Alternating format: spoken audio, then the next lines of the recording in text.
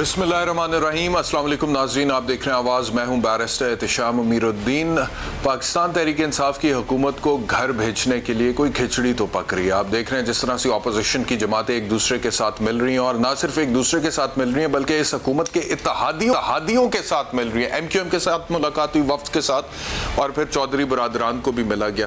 और वही शाहिद खकान अब्बासी जो कि साबिक वज़ीर आज़म है और पाकिस्तान मुस्लिम लीग नवाज के सीनियर रहनुमा, कुछ अर्सा पहले कहते थे कि तहरीक अदम एतमाद इतनी आसानी से नहीं हो जाती है, उसके लिए आपको इस्टेब्लिशमेंट की सपोर्ट की ज़रूरत होती है, और ये कि उसके लिए अभी तैयारी करनी पड़ेगी, उसके बाद देखा जाएगा। ये उस टाइम पर भी शाहिद खकान अब्बासी कह रहे थे जब दीगर रहनुमा पाकिस्तान मुस्लिम लीग नवाज के बात कर रहे थे कि जी तहरीक अदम एतमाद तो तकरीबन तैयार है और मियां नवाज शरीफ साहब वापस आने वाले हैं और उसके बाद इमरान खान की हुकूमत जाएगी और मियां नवाज शरीफ चौथी दफा वज़ीर आज़म बनेंगे। Shahid Khaqan Abbasi was taking a different line even then. वो शाहिद खकान अब्बासी अब क्या कह रहे हैं, सुनिए। तहरीक एतमाद की तशहीर नहीं की जाती, तहरीक एतमाद लाई जाती है जो नंबर पूरे हो जाते हैं, तो इंशाल्लाह वो आएगी। यानी कि शाहिद खकान अब्बासी भी अब ये कह रहे हैं कि ये तहरीक एतमाद आएगी, और इन्होंने कहा है कि अब बड़ी जल्दी माहौल बदलेगा, यानी कि कुछ तो हो रहा है जिसकी वजह से अब ये शाहिद खकान अब्बासी साहब का भी बयान सामने आया। अच्छा, वो कह रहे हैं कि 22 अरकान हुकूमत के नाराज हैं। अब हुकूमत का जो टोटल फिगर पार्लियामेंट में जिसकी वजह से इमरान खान साहब वजीर आजम है वो तकरीबन 180 के करीब है। अगर उसमें से आप 22 निकाल दें तो पीछे बचता है 158, यानी कि 158 के साथ तो इमरान खान साहब वजीर आजम नहीं रह सकते। ऑपोजिशन का जो फिगर है वो 162 है, उसमें अगर आप 22 को ऐड कर दें तो वो चला जाता है 184 पे। यानी कि अगर 22 अरकान वाकई में नाराज हैं और ऑपोजिशन के साथ राब्ते में है तो फिर देर किस बात की है? फिर तो तहरीक अदम एतमाद फौरी तौर पर होनी चाहिए। लेकिन एक तरफ तो ये कह रहे हैं कि 22 अरकान नाराज हैं इमरान खान से, हुकूमत से, और वो हमारे साथ राब्ते में है, तो दूसरी तरफ ये जो है तहरीक अदम एतमाद, इसमें किसी किस्म की हमें अभी तक कोई ये नहीं नजर आता कि मैच्योर हो चुकी है। आज भी इस हवाले से जो मीडिया स्टेटमेंट पास किया तहरीक ये MQM के वफ्द ने, उसमें उन्होंने कहा कि ऑपोजिशन का अपना कोई लाएमल अभी तैयार नहीं है। वो थोड़ी देर में आपको सुनवाता हूं, लेकिन उससे पहले ये देख लें कि हुकूमत की तरफ से शेख रशीद साहब ने क्या कहा। ऑपोजिशन कहती है कि 22 अरकान इनके नाराज हैं, हुकूमत ये कहती है कि 15 अरकान इनके हमारे साथ हैं। ये भी अपोजिशन को कहीं कामयाबी नहीं हुई। अब ये अदम एतमाद की जो बातें कर रहे हैं, इसमें बंदे इनको लाने होते हैं। ये 14-15 आदमी जो हैं ये अंदर से इमरान खान के साथ हैं। अब इस सारी सूरत हाल में इत्तेहादी बड़े रेलिवेंट हो जाते हैं, बिकॉज इमरान खान की हुकूमत जो है, इमरान खान साहब जो वजीर आजम है उस वक्त इत्तेहादियों के सहारे, और परवेज इलाही साहब और MQM ये जितने भी लोग हैं इनकी बड़ी इंपॉर्टेंस बन जाती है, और वो अपनी इंपॉर्टेंस समझते भी हैं। ना सिर्फ समझते हैं बल्कि वो पाकिस्तान तहरीक इंसाफ पे वो इंपॉर्टेंस झाड़ते भी हैं, और जब कभी ज़रूरत होती है उनको थोड़ा बहुत ब्लैकमेल भी कर लेते हैं, और उसके बाद जो फ़ायदे उन्होंने उठाने होते हैं वो ले लेते हैं। मूनस इलाही साहब को पहले वजारत नहीं मिल रही थी, इवेंचुअली मिल गई। परवेज साहब वगैरह के खिलाफ जितने भी केसेस थे उनमें कुछ थोड़ा बहुत उनको रिलीफ भी मिला। अब ये जो इत्तेहादी हैं ये क्या कह रहे हैं? परवेज इलाही साहब, एक तरफ तो आप हुकूमत में बैठे हुए, आपकी वजह से इमरान खान साहब इस वक्त प्राइम मिनिस्टर हैं, क्योंकि जितनी सीटें आपके पास हैं वो आपने इमरान खान साहब के साथ जोड़ी हुई हैं, PMLQ की 5 सीटें। लेकिन जब उनसे तहरीक अदम एतमाद के हवाले से सवाल होता है, एक तरफ you are there in the government, you are speaker of the Punjab assembly, your son is the minister in the federal cabinet, और दूसरी तरफ आप कहते हैं अदम एतमाद के हवाले से अभी तो किचन में खाना पक रहा है, वो जब पकेगा तो फिर बात करेंगे। आप चाहते हैं कच्चा ही खा जाएं, यानी कि इधर भी आपने पांव रखा हुआ है, उधर भी आपने पांव रखा हुआ है। क्या कहा परवेज इलाही साहब ने, सुनी। अपोजिशन जो कर रही है ना वो जवाब देंगे, लेकिन वो अभी कोई सामने खदोखाल आ जाए, सामने कुछ चीज़ आ जाए। अभी तो बर्ची खाने में सामान इकट्ठा हो रहा है, यानी कि जो बावर्ची खाने में सामान इकट्ठा हो रहा है। जिस तरफ की हवा चल पड़ी, वो इलेक्शन से पहले भी होता है ना, एक हल्के में भी आप जाएं जी, जिस तरफ की हवा चल पड़ी उस तरफ सारी दुनिया लग जाती है। तो परवेज इलाही साहब is one of those people कि जिधर की हवा चल गई इन्होंने वहां पे उसके साथ जाके जुड़ जाना है। इत्तेहादी जमातें इससे पहले भी कई दफा नाराजगी का इजहार कर चुकी हैं, और नाराज होती हैं, फिर अपनी शर्तें मनवा लेती हैं, उसके बाद दोबारा सेट हो जाती हैं, उसके बाद दोबारा वजारतें एंजॉय करती हैं। सुनिए पहले क्या नार करते रहे। और PMLQ का एक सच्चा आदमी जिसका नाम कामिल अली आ गया, उसने तो कल एक टेलीविजन प्रोग्राम में ये तक बोल दिया कि जब तक रियासत हुकूमत के साथ है तब तक हम भी हुकूमत के साथ हैं। क्या कहा कामिल अली आगा ने, सुन लें। जी उन्होंने बिल्कुल साफ साफ बात कर दी, किसी किस्म का कोई पर्दा नहीं रखा। उन्होंने कहा जी जब तक रियासत इनके साथ है हम इनके साथ है, क्योंकि रियासत जहाँ पे खड़ी है हम वहाँ पे खड़े हैं। अब एक और आज की जो इंपॉर्टेंट डेवलपमेंट है, imagine leader of the opposition in the national assembly Mian Shahbaz Sharif और इस हुकूमत के जो हलीफ हैं MQM का वफ्द जो था, आमिर खान साहब वहाँ पर मौजूद थे। और आमिर खान साहब जो कि हुकूमत का हिस्सा है, he is himself the government, उनकी एक मिनिस्ट्री है इस वक्त और वो हुकूमत का हिस्सा है, उनके हलीफ हैं। अब वो साथ खड़े हैं और मियां शहबाज शरीफ साहब इस हुकूमत को करप्ट कह रहे हैं, राशि कह रहे हैं, तारीख की नाअहल तरीन हुकूमत कह रहे हैं, और आमिर खान साहब खड़े हैं सुन रहे हैं। क्या कहा मियां शहबाज शरीफ? टैक्सों की भरमार और बिजली के बिल, गैस के बिल, जिसकी पाकिस्तान की 74 साल तारीख में नज़ीर नहीं मिलती। और ये हमारी एक कंसिडर्ड राय है, बल्कि कौम की राय है कि इससे ज़्यादा करप्ट, इनकॉम्पिटेंट, राशि और नाआकबत अंदेश हुकूमत का कभी तसव्वुर नहीं किया गया था।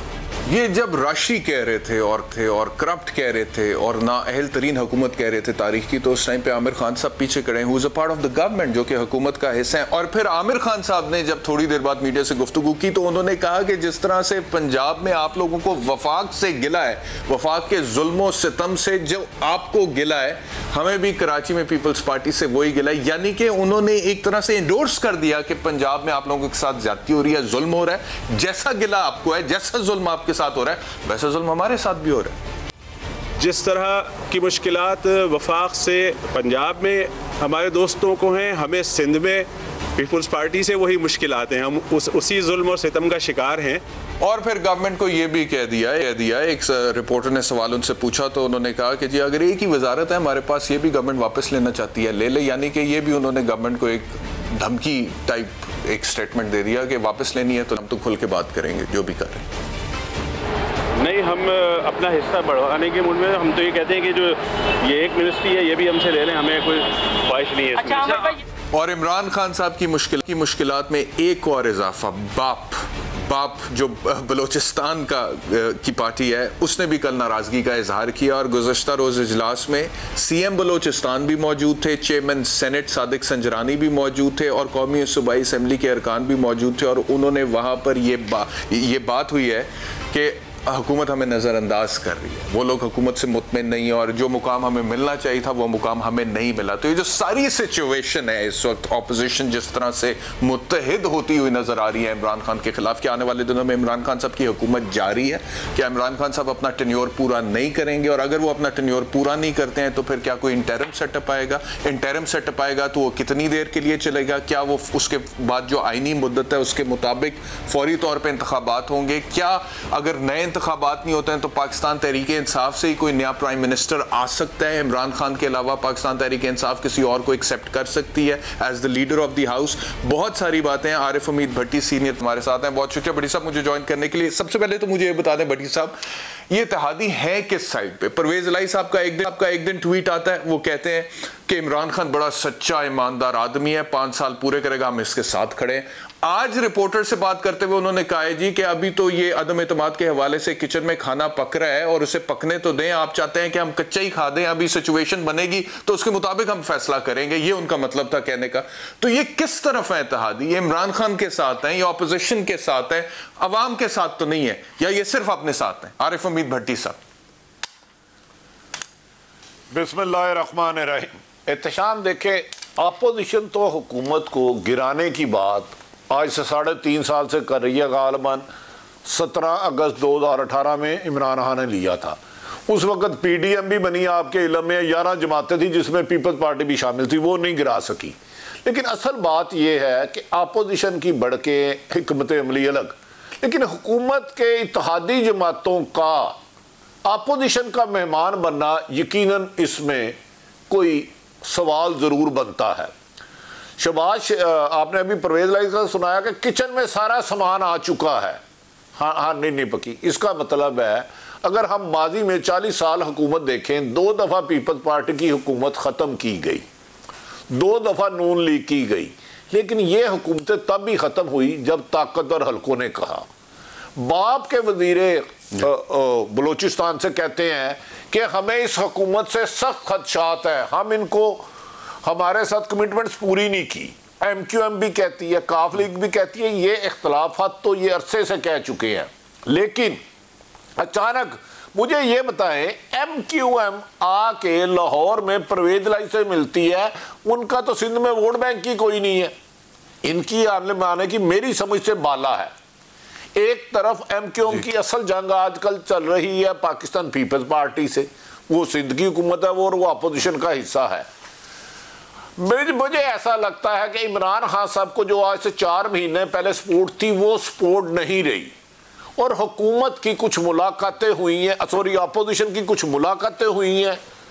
अपोजिशन भी इस वक्त कंफ्यूज है कि अगर ऐसे मौके पर हम अदम एतमाद ले आते हैं और वो कामयाब नहीं होती जिसके इशारे पे, तो इमरान खान तो बहुत ज़्यादा अग्रेसिव हो जाएंगे।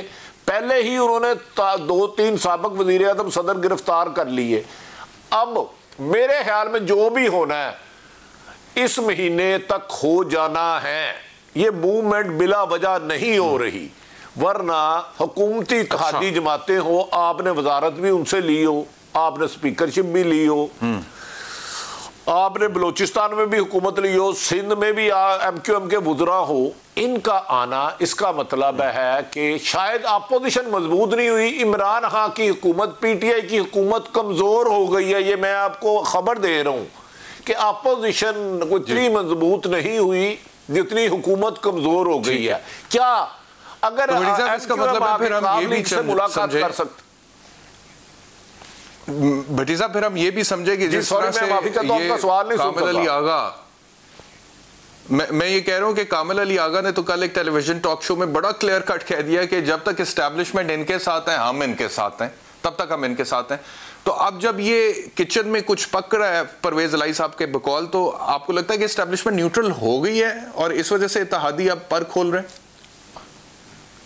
देखिए, मैं आपको यकीन से कह रहा हूं, ताकत और हलकों के अपोजिशन से शहबाज शरीफ से मुलाकात हुई है, 100% हुई है। अगर वो मुकम्मल उतनी हमायत होती तो MQM कभी आके ना मिलती, ये मैं गारंटी दे रहा हूं। कभी बाप पार्टी बाप की मर्जी के बगैर मूव ही नहीं करती, परवेज लाई ना मिलते। अब इन्हें 90% ख्याल है कि हम अदम एतमाद ले आए और 10% खदशात है कि नाकाम हो गए। अपोजिशन को कोई शेल्टर है, हो सकता है इस दौरान इमरान खान साहब ने जो ताकत और हलकों से मैच डाला हुआ है बिला वजह, उसको हल करने की कोशिश करें। अगर MQM आके काफ लीग से मिल सकती है तो इमरान खान काफ लीग से अपने इत्तेहादियों से क्यों नहीं मिल रहे, जाके MQM के खदशात दूर क्यों नहीं करे, बाप पार्टी के दूर क्यों नहीं करे। लेकिन इमरान खान ने ताकतवर हलकों से मैच के डाल, वो तो आज भी नोशकी का दौरा किया, प्राइम मिनिस्टर ने और chief of the army staff साथ थे, इकट्ठे दोनों ने दौरा किया, वहां पे जवानों की हिम्मत बढ़ाई, उन्हें मुबारकबाद दी बड़े जबरदस्त तरीके से दहशतगर्दों का मुकाबला करने पे। तो वो एक पेज नहीं है अभी जो आइडियल एक पेज बात की नहीं, मैं उस बात की तारीफ करता हूं। इमरान खान ने जो FC और रेंजर के बुलाए, शहीद के कतरे की कीमत भी हम अदा नहीं कर सकते। एज ए वजीर आज़म तो वो गए हैं, लेकिन मैं आपको यकीन से कह रहा हूं अपोजिशन अपने लेवल पे ये कोशिश कर ही नहीं सकती, और उनको 100% यकीन ना हुआ कि वो हल्के इनके साथ है, न्यूट्रल नहीं, वो अदम एतमाद नहीं लाएंगे। एक स्ट्रेटेजी उन्होंने शर्त रखी है नवाज शरीफ ने लंदन से अपने भाई के जरिए कि अगर ये अपोजिशन आपको एस्टैब्लिशमेंट कहती है हम न्यूट्रल है, तो किसी एक इत्तेहादी जमात बाप MQM या काफ लीग को हुकूमत से अलहदगी का ऐलान करे।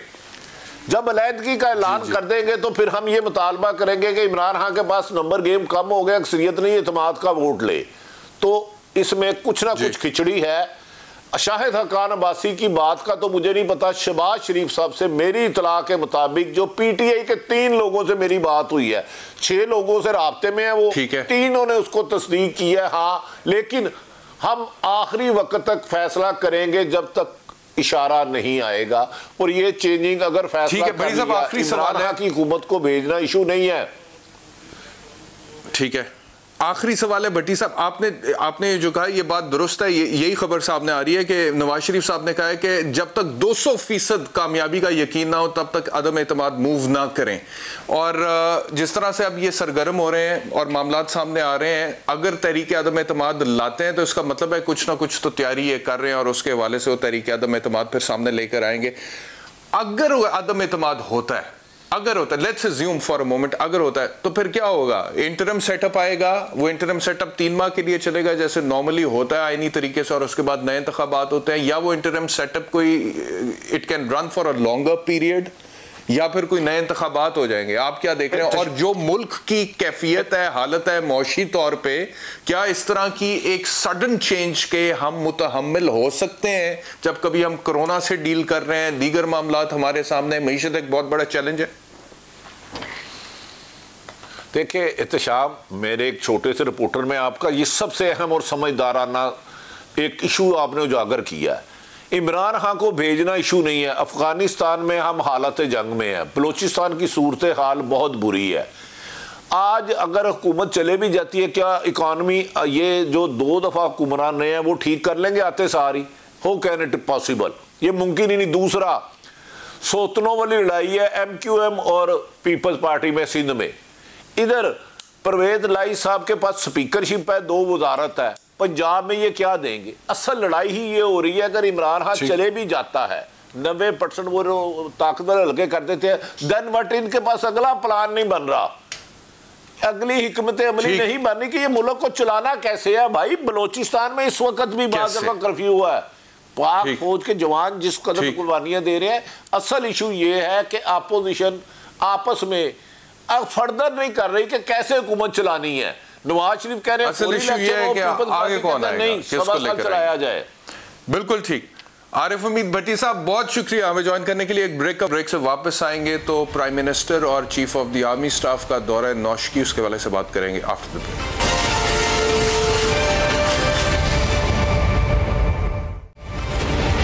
Welcome back to Awaz. अब बात करते हैं बलूचिस्तान के हवाले से। वज़ीर आज़म पाकिस्तान इमरान खान और chief of the army staff general Qamar Javed Bajwa ने आज नौशकी का दौरा किया, जहां पे कुछ दिन पहले दहशतगर्दी का एक हमला हुआ था दहशतगर्दों की तरफ से, जिसे सिक्योरिटी फोर्सेस ने नाकाम बनाया और बड़ा क्विक रिएक्शन दिया।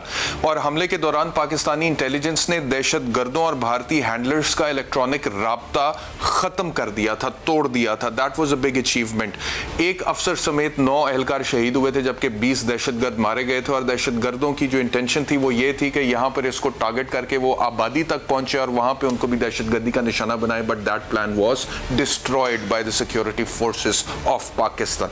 कुछ दिन पहले केच में हमला हुआ था और सिक्योरिटी फोर्सेस के 10 एहलकार शहीद हुए थे, और उसके बाद लेविस फोर्स के 3 एहलकार शहीद हुए थे सुई में, जब दस्ती बम हमला हुआ था, धमाके हुए थे।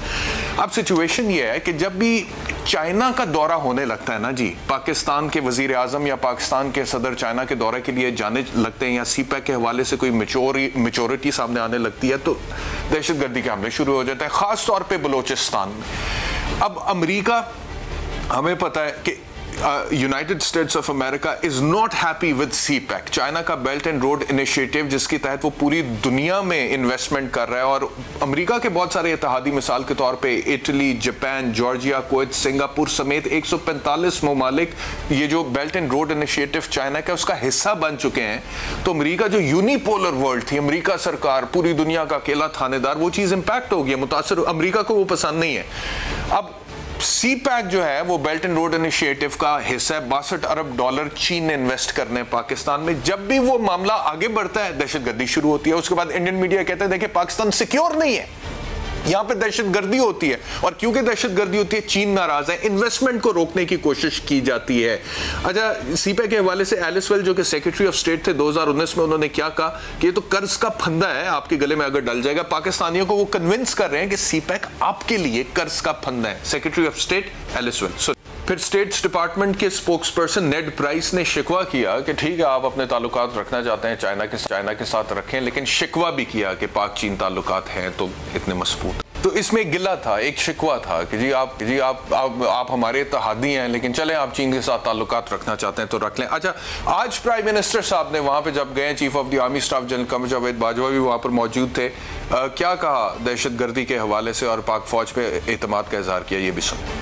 अपनी कौम की तरफ से बताना चाहता हूँ कि हमें आपके ऊपर पूरा एतमाद है, और जिस तरह आपने ये 2003-4 के बाद जिस तरह ये मुल्क को महफूज रखा, हमें पूरा एतमाद है कि हमारे मुल्क में कोई किसी किस्म की दहशतगर्दी कोई नुकसान नहीं पहुंचा सकती। वज़ीर आज़म ने एफसी और रेंजर्स की तनख्वाहों में भी 15% इजाफे का ऐलान किया। एफसी को मैं आज ये पैगाम दूं कि हमने आपकी और रेंजर्स की तनख्वाहों में 15% हमने अब इजाफा किया। बलूचिस्तान के ऊपर और बलूचिस्तान के लोगों के ऊपर हम ख़ास तौर पर तवज्जो दे रहे हैं क्योंकि वो पीछे रह गए हैं। इन सारे इलाकों के ऊपर हमारी कोशिश है कि जैसे जैसे हमारी आमदनी बढ़ती जाएगी हम इन इलाकों के ऊपर पूरी तवज्जो देंगे। मुझे ज्वाइन किया है जनरल एजाज अवान साहब ने, बहुत शुक्रिया जनरल साहब मुझे ज्वाइन करने के लिए। मुझे बताइएगा वज़ीर आज़म साहब ने ये जो दौरा किया, chief of the army staff भी हमरा था, कितना अहम है और कितना इम्पोर्टेंट था। जिस तरह से बहादुरी दुलेरी के साथ वहाँ पे हमारे जवान लड़े हैं, उनका हौसला बढ़ाने के लिए कितना, उनका मोरल बूस्ट करने के लिए कितना इंपॉर्टेंट था। दूसरा मुझे बताइएगा कि प्राइम मिनिस्टर ने वहाँ पे ये भी कहा कि पाकिस्तान को गैर मुस्तहकम करने के लिए बैरूनी फंडिंग हो रही है, लेकिन हमें अपनी फौज पर पूरा एतमाद है। तो ये जो सी पैक का मैं जिक्र कर रहा था और चाइना के साथ जब भी कुर्बतें बढ़ती हैं और मौशी तौर पे दोनों मुल्कों का फायदा, और खास तौर पे अब तो रूस के साथ भी हमारे ताल्लुकात बेहतर हो रहे हैं। वजीर आजम साहब जा रहे हैं वहां पे दौरा करने के लिए, फिर व्लादिमीर पुतिन जो सदर है रूस के, उनका भी दौरा एक्सपेक्टेड है पाकिस्तान का। तो जब भी ये मामला रीजनल लेवल पे तीनों मुल्क करीब आते हैं, मौशी कोई एक ब्लॉक बनने की तरफ बात जाती है, तो दहशतगर्दी बढ़ क्यों जाती है, खास तौर पर बलूचिस्तान में? Thank you very much Ehtesham. बिल्कुल आपने अपने इंट्रो में बड़ा सही इस चीज़ को पॉइंट किया है, और अभी जो प्राइम मिनिस्टर साहब ने जो बात की ये भी इसी की तरफ निशानदेही कर रही है।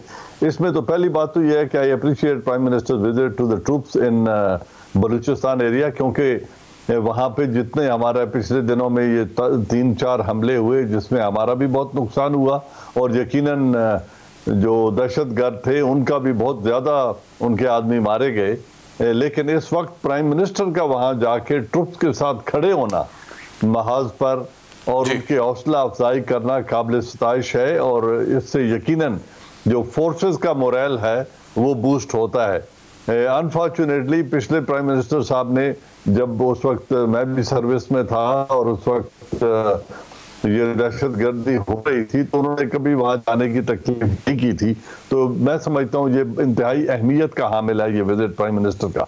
दूसरी जो बात बहुत नवाज शरीफ साहब की बात कर रहे हैं, इशारा किया है जी, मैं नवाज शरीफ साहब की बात कर रहा हूं कि वो पहले कभी नहीं गए थे, वो नहीं गए थे बलूचिस्तान में। और पीपल्स पार्टी के दौर में भी जनसाब दहशतगर्दी तो अपने अरूज पर थी। 2008 से 2013 में जब जरदारी साहब सदर थे, उनका क्या रवैया था? वो जाते थे इस तरह से ऑन ग्राउंड ट्रूप्स को मोरल बूस्ट करने के लिए। नॉर्थ वजीरिस्तान और साउथ वजीरिस्तान में कोई हमारा जो प्राइम मिनिस्टर या प्रेसिडेंट थे वो नहीं गए थे, तो इस लिहाज से इस दौरे की अहमियत और भी ज्यादा हो जाती है। अब रहा कि क्यों हो रहा है, इस वक्त पता है कि अमेरिका और चाइना के दरमियान एक सर्द जंग का आगाज हो चुका है, और वो मुआशी मैदान में लड़ी जाने वाली है, डिप्लोमेटिक और पॉलिटिकल मैदान में लड़ी जाने वाली जंग है, नॉन काइनेटिक वार जिसे कहते हैं। तो ये कोल्ड वार का आगाज हो चुका है, और इसमें सबसे अहम इस वक्त गवादर इसलिए फिगर आउट कर रहा है कि साउथ चाइना सी में क्वाड लेड बाई अमेरिका जितनी मुश्किलात पैदा करने जा रहा है, और स्ट्रेट ऑफ मलाका में जो ब्लॉकेड की एक सिचुएशन बना सकते हैं ये ममालिक, उसको काउंटर करने के लिए चाइना को एक ऑल्टरनेट रूट की ज़रूरत थी, जो वो वार्म वाटर और समंदरों में जाके इंटरनेशनल वाटर्स में ट्रेड कर सके। और वो उसका शॉर्टेस्ट रूट पाकिस्तान के ज़रिए बेल्ट एंड रोड इनिशिएटिव के ज़रिए गवादर और इंडियन ओशियन में आता है। तो ये एक ऑल्टरनेट रूट है जो चाइना की बहुत अहम ज़रूरत थी, और हमारी नेबरहुड की वजह से ये एक पॉलिसी बनी और गवादर को मुंतखब किया गया, जिसको फिर डेवलप किया चाइना ने। अब इस चीज़ को रोकने के लिए और बलूचिस्तान में इंस्टेबिलिटी क्रिएट करने के लिए, क्योंकि इसके जो जिस तरह इसको गेम चेंजर कहा जा रहा है, इसके प्रोस्पेक्ट्स बहुत ज़्यादा हैं। Central Asia, Afghanistan, central Asia और यूरेशिया की तरफ जाने में, और अब जो यूरेशिया में डेवलपमेंट्स हो रही हैं यूक्रेन के हवाले से और रशियन के वहाँ मौजूदगी, और फिर अमेरिका और नेटो की जो राइवलरी एक चल रही है रशिया के साथ, उस तनाजुर में देखें तो ये एक इंतहाई अहम डेवलपमेंट है जिसको सैबोटाज करना स्ट्रेटेजिक मफाद है अमेरिका का, जिसको स्कटल करना, जिसकी प्रोग्रेस को रिटार्ड करना चाइना का अमेरिका का फोकस बन चुका है। उसमें पाकिस्तान की पोजीशन इंतहाई अहम है और Balochistan out of all the 3 provinces figures out more. लिहाजा ये जितनी दहशतगर्दी मुझे बताइएगा इसमें हमें कोई शक नहीं है कि फॉरेन और होस्टाइल एजेंसीज का इसमें हाथ है और वही ये इंस्टेबिलिटी क्रिएट करवा रहे हैं। ठीक है जैन साहब, मुझे ये बताइएगा कि हिंदुस्तान से तो कभी हमें कोई खैर की उम्मीद रही नहीं है और कुलभूषण यादव से लेके दीगर जितने भी मामला हैं वो हमारे सामने, अभी भी कुलभूषण यादव यहाँ पे हमारी हिरासत में। लेकिन मेरे प्रोग्राम में जनरल खालिद नईम लोधी साहब 2 दफा ये बात कर चुके हैं, क्योंकि ये जिस तरह से बात हुई है कि एक सर्द जंग चल पड़ी अमेरिका और चीन के दरमियान, और चीन ने जिस तरह से मौशी तौर पे सुपर पावर के तौर पर वो उभरा है और बहुत सारे ऐसे ममालिक जैसे Italy, Japan, Georgia, Kuwait, Singapore समेत 145 कंट्रीज जो कि पहले अमेरिका के साथ उसके ब्लॉक में होती थी, वो अब चाइना का जो बेल्ट एंड रोड इनिशिएटिव है जिसके तहत वो अरबों डॉलर की इन्वेस्टमेंट करें, वो उसका हिस्सा बन गया। अमेरिका की ये चीज भा नहीं रही है। उसी बेल्ट एंड रोड इनिशिएटिव का हिस्सा सीपैक है जिसमें $62 बिलियन वो पाकिस्तान में इन्वेस्ट करने जा रहे हैं। तो हिंदुस्तान तो हमेशा से इन्वॉल्व रहा है पाकिस्तान में इंस्टेबिलिटी क्रिएट करने के लिए, तो अमेरिका की जो खुफिया एजेंसीज हैं उनका भी कोई मुमकिन हाथ हो सकता है इन मामलात में? मेरी जाती राय में यकीनन हो सकता है। उसकी वजह यह है कि ये राइवलरी या ये जंग चाइना की छेड़ी हुई नहीं है, या ये इंडिया की छेड़ी हुई नहीं है। इंडिया और चाइना की राइवलरी इसका मरकज नहीं है या फोकस नहीं है। ये 2 बड़े राइवल्स नहीं है। राइवल अमेरिका और चाइना है, और चाइना जो माशी कुव्वत को जिसको दुनिया में चैलेंज कर रहा है वो अमेरिका, क्योंकि गुड्स एंड सर्विसेज की प्रोविजन के हिसाब से कितनी दहाइयों से अमेरिका डोमिनेट कर रहा था और अब पिछले 10 सालों में चाइना उससे आगे निकल गया। तो ये जो बढ़ती हुई माशी इन्फ्लुएंस है, इसको रोकने के लिए अमेरिका ने जिस जंग का आगाज किया है, इंडिया उसमें एक अहम रोल प्ले कर रहा है। और वो रोल जहां हमारा नेबर होने की वजह से अनफॉर्चुनेटली और इनग्रेस उसकी होने की वजह से अफगानिस्तान में, वो इस रोल को as a proxy, American proxy के तौर पे इस रोल को प्ले कर रहा है। तो मुझे इस वजह से कोई शक नहीं है कि इसमें रॉ का और CIA का जो बाहमी कोऑर्डिनेशन है या एक दूसरे को सपोर्ट है, इसके कभी इम्कानात हैं। बल्कि मुझे यकीन की हद तक मैं कह सकता हूं कि ये इस जंग में शरीक हैं दोनों। ठीक है जैल साहब, ये भी बताइएगा कि हाल ही में जो दहशतगर्दी के वाकयात हुए, पहले तो कलअदम तहरीक तालिबान पाकिस्तान की तरफ से दहशतगर्दी की बड़ी मुज़ोर कार्रवाइयाँ होती थी, लेकिन अल्हम्दुलिल्लाह रद्दुल फसाद के बाद और ज़रब अज़ब के बाद वो मामला तो काफ़ी हद तक हमने कंट्रोल किया। अब ये जो हालिया दहशतगर्दी की लहर हुई है, इसमें बलोच अलहदगी पसंद तंजीमों का बड़ा किरदार सामना है। इवन लाहौर में जो अनारकली में ब्लास्ट हुआ था, उसमें उसकी जिम्मेदारी भी एक बलोच अलहदगी पसंद तंजीम ने एक्सेप्ट की। इसी तरह दीगर मामला जो बलोचिस्तान में भी वाकयात हुए हैं, वहां पे भी वो, तो ये जो बलोचिस्तान में अलहदगी पसंद कलअदम तंजीमें हैं, इस बार इनको ज्यादा टारगेट किया जा रहा है पाकिस्तान की सालमियत पर हमला करने के लिए। यकीनन देखें, इनके जो सरकर्दा लोग हैं वो मुल्क से बाहर हैं, कोई जेनेवा में है, कोई इंडिया में है। हर्ब यार बुगटी हो गया, हर्ब यार मरी और ब्रह्मदा बुगटी और मैंगल, ये जो लोग हैं ये इसमें शामिल हैं, कोई जेनेवा में बैठ के, कोई इंडिया में बैठ के।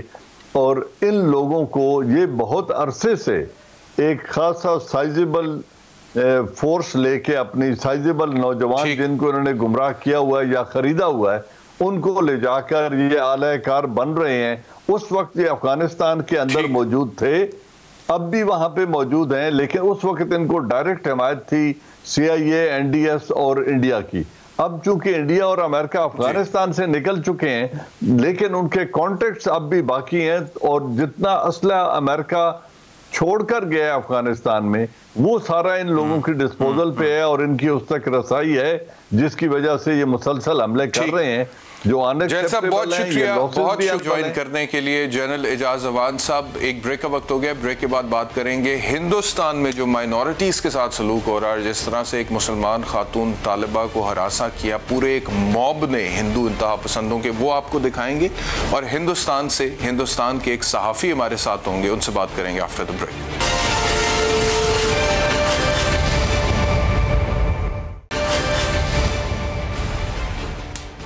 Welcome back to Sawal. बात करते हैं नरेंद्र मोदी के हिंदुस्तान की, जहां पर अक़लियतों का जीना बड़ा मुश्किल हो गया। और हाल ही में एक वीडियो वायरल हुई है सोशल मीडिया पे जिसमें एक मुसलमान खातून तालिबा जो है वो हिजाब पहनकर जा रही है और हिंदू इंतहा पसंदों का एक टोला उसको हरासा कर रहा है। लेकिन उस खातून ने बड़ी बहादुरी का सबूत दिखाया और उन्होंने जो वो नारे अपने लगा रहे थे, जवाब में अल्लाह अकबर, नारे तकबीर अल्लाह अकबर जो है वो खातून ने नारे बुलंद करना शुरू कर दिए। And she did not get scared from the mob, और उसके बाद वो वहाँ से चली जाती हैं। अब ये चीज़ जो है ना, ये आज के हिंदुस्तान को डिपिक्ट कर रही है कि पूरा सैकड़ों के हिसाब से हिंदू इंतहा पसंद मर्द एक खातून को हरासा कर रहे थे। और उसके बाद फिर ये खातून इंडियन टेलीविजन पर भी गई और इनको इंटरव्यू भी किया गया। क्या कहा इन्होंने, सुने।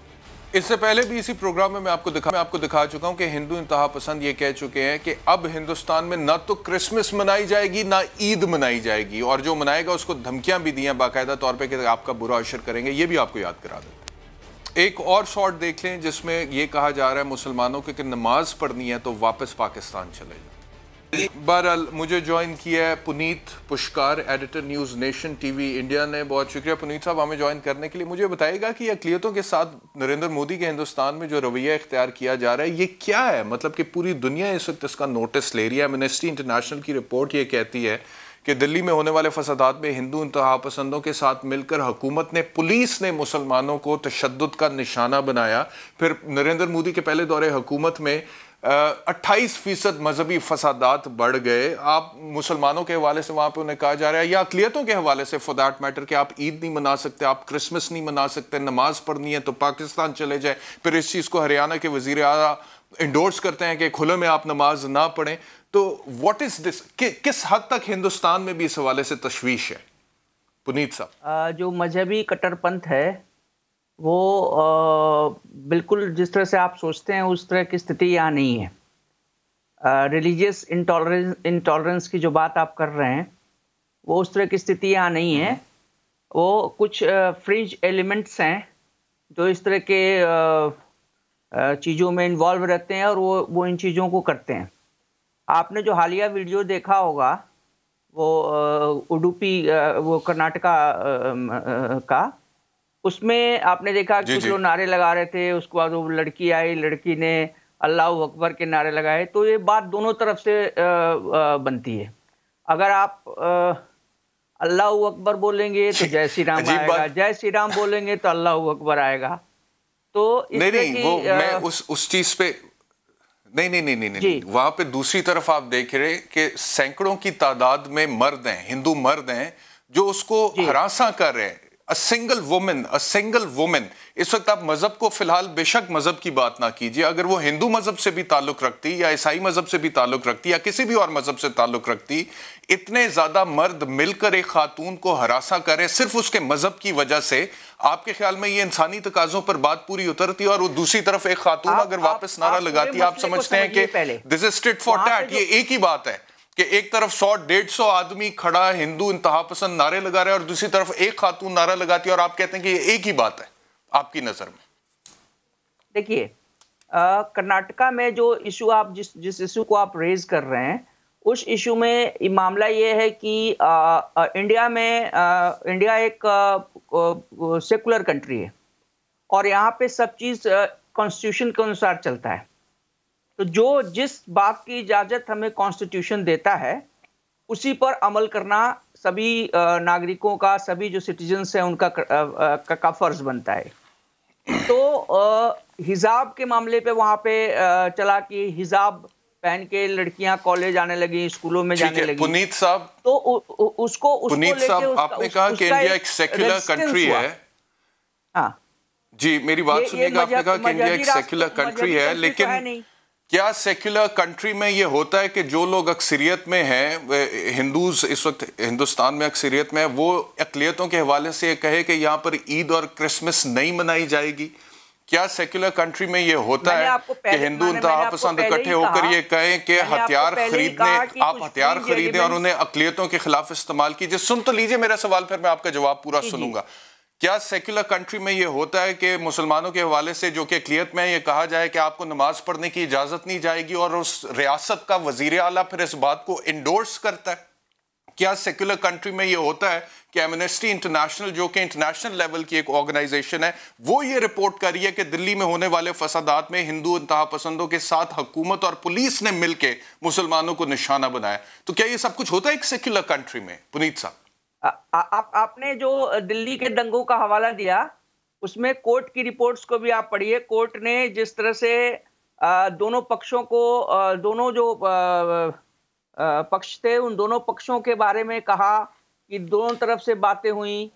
इस्लामी जो कट्टरपंथी लोग थे उनके तरफ से भी चीज़ें हुई, हिंदू कट्टरपंथियों की तरफ से भी दंगे की साजिश रची गई, और उसमें यहाँ तक कि भारत के टुकड़े टुकड़े, भारत के आपका सारा फोकस ये है कि मुसलमानों की तरफ से भी रद्द अमल आता है। You don't seem to be worried about the fact कि मजहबी फसादात में इजाफा हो रहा है आपकी रियासत में, आपके मुल्क में। क्या बात दुरुस्त नहीं है कि मोदी साहब ने जब से हुकूमत संभाली 2014 में, उसके बाद से पहले दौर में ही उनके 28% मजहबी फसादात में इजाफा हो गया? Does that not worry you? पहले के मुकाबले में कम स्टैटिस्टिक्स कहते हैं 28% इजाफा हो गया है। मोदी के हिंदुस्तान में 28% मजहबी फसादात में पहले दौर में इजाफा हो गया था। The second time he became the prime minister और ज्यादा इजाफा हो गया। वो नहीं, एक यार्डस्टिक नहीं मान सकते हैं। How would you explain the fact, India में देखिए, मैंने आपको पहले ही कहा कि ये अभी फ्रिंज एलिमेंट्स हैं। मैं तो समझता हूं कि दोनों रिलीजन्स में जो कट्टरपंथ को पर विश्वास करती हैं और वो कट्टरपंथी सोच को रखती हैं। इस जो फैनेटिक सोच है, Are you trying to tell me, Puneet साहब, are you trying to tell me कि इस वक्त जो हिंदुस्तान की सूरत हाल है, जिस तरह से माइनॉरिटीज को वहां पे ट्रीट किया जाता है, जो कुछ वहां पर अक़लियतों के साथ सलूक किया जाता है, गोश्त खाने पर मुसलमानों को जिस तरह से तशद्दुद का निशाना बनाया जाता है, गाय ज़िबा करने पे जिस तरह से उनको ज़िबा कर दिया जाता है, हालांकि उनके मज़हब में वो अलाउड है, ये पहले इस तरह से आप कह रहे हैं कि पहले ज़्यादा होता था और अब कम होता है, जबकि हमारे पास जो रिपोर्ट्स आ रही हैं और इंटरनेशनल लेवल जो जरीदे रिपोर्ट कर रहे हैं वो कह रहे हैं कि मजहबी इंतहा पसंदी और जुनूनियत अक़लियतों के खिलाफ, खास तौर पर जिसमें सिर्फ मुसलमान नहीं है, जिसमें ईसाई भी हैं, जिसमें सिख भी हैं, जिसमें दलित भी हैं, आपकी लो कास्ट के, उनके खिलाफ बढ़ गई है आपके मुल्क में। बिल्कुल ये गलत रिपोर्ट है। और आप इंडिया के प्रोग्रेस के यार्डस्टिक को देखें तो इंडिया जिस तरह से प्रोग्रेस कर रहा है, जिस लेवल पे साइंटिफिक टेम्परामेंट यहाँ पे डेवलप हुआ है, जिस तरह से चीज़ें डेवलप हो रही हैं, वो अलग कहानी को बयां करती हैं। तो आप एक किसी स्टेटमेंट को लेकर जनरलाइज नहीं कर सकते हैं चीज़ों को। क्या डेवलप हो रहा है? अब मिसाल के तौर पे ये लता मंगेशकर साहिबा, अभी उनकी डेथ हुई है और उसके ऊपर आपकी सुपरस्टार है शाहरुख खान साहब, लेकिन वो मुसलमान घराने से ताल्लुक़ रखते हैं। उन्होंने वहाँ जाके कुछ पढ़ के फूंक मारी, जो कि मुसलमानों का तरीक़ाकार है किसी जी बिल्कुल है। इसी तरह से जी ठीक है। तो उस हवाले से भी बहुत सारी वहाँ पर बात शुरू होगी कि शाहरुख खान ने शायद लता मंगेशकर की डेड बॉडी पर थूका है। तो ये किस तरह की ज़हनियत है? किस तरह के लोग हैं जो इस तरह की एक मजहबी चीज़ को इतना बुरा रंग देते हैं? हर एक कौम में कुछ अनपढ़ जाहिल गंवार लोग हैं जो इस तरह की सोच रखते हैं, और उनको आप फोकस नहीं करते हुए ओवरऑल जो सिनेरियो है उस पर फोकस करें। हम जानते हैं कि तो ये अनपढ़ और जाहिलों की तादाद कुछ बढ़ नहीं गई है मोदी के हिंदुस्तान में? नहीं, बिल्कुल नहीं बढ़ी है। जिन अनपढ़ और जाहिलों का आप भी जिक्र कर रहे हैं, इनकी तादाद कुछ बढ़ नहीं गई है मोदी के हिंदुस्तान में? नेशनलिज्म का जो एजेंडा है, प्रधानमंत्री नरेंद्र मोदी का जो नेशनलिज्म का एजेंडा है, उसको लेकर के जो कुछ लोग खौफ खाए रहते हैं, उनको लगता है कि भाई एशिया की बहुत कंट्रीज में इस तरह की चीजें हैं कि मोदी है तो बहुत कुछ करेगा, ये बहुत कट्टरपंथी वाला है, ऐसी है। तो इस तरह की एक हवा क्रिएट की जा रही है। मोदी के शासन काल में नाकलियतों पर अत्याचार बढ़े हैं। अच्छा, मुझे ये बताइएगा, आप कहते हैं कि हवा क्रिएट की जाए। Even before he became the prime minister of India, जब वो सीएम थे गुजरात के, वहां पे गुजरात में जो फसादात हुए थे, जिस तरह से मुसलमानों को कत्ल किया गया था, जिस तरह से मुसलमान खवातीन की असमत दरी की गई थी, बच्चों को भी नहीं बख्शा गया था, उसके बाद हिंदुस्तान ने नरेंद्र मोदी को प्राइम मिनिस्टर कैसे इलेक्ट किया? मेरी समझ में तो ये बात नहीं आती है। मतलब कि somebody who was called the butcher of Gujarat at the international level by the international media, उसको प्राइम मिनिस्टर बना देती है हिंदुस्तानी को। It seems you don't memorize the background of the Gujarat riots. It started with a carnage in Godhra, where a train was burned to ashes, with more than 80 people were charged to death. That was the reason behind that. तो उन लोगों को जो लोग responsible थे try करते, rule of law के तहत अदालत में लेके जाते, सजा सुनाते, उसका ये मतलब तो नहीं है कि मासूम मुसलमानों को निशाना बनाएं और उनको कत्ल कर दें और उनकी खवातीन को रेप कर दें। अगर कोई दहशतगर्दी की कार्रवाई हुई थी तो उस दहशतगर्दी की कार्रवाई के खिलाफ कानून एक्टिव होना चाहिए था ना। एफआईआर होती, केस होता, दहशतगर्दों को आप सजा देते इररिस्पेक्टिव ऑफ देयर रिलीजन। लेकिन आपने मोदी साहब की रियासत में आम मुसलमान मासूम शहरियों को कत्ल करना शुरू कर दिया और खवातीन को रेप करना शुरू कर। You trying to justify that actually because of a prior incident of terrorism जो कि हुआ था। You justifying what happened in Gujarat, the violence? No, I'm not justifying that. I'm just trying to elucidate the fallout of that very incident. And after every action, there is a reaction. So it was a mishap from both the sides, and finally it was controlled with the help of administration and बहुत शुक्रिया पुनीत साहब हमें join करने के लिए। Programme का वक्त खत्म हुआ, इंशाल्लाह आपसे दोबारा कल मुलाकात होगी। अपना ख्याल रखिए।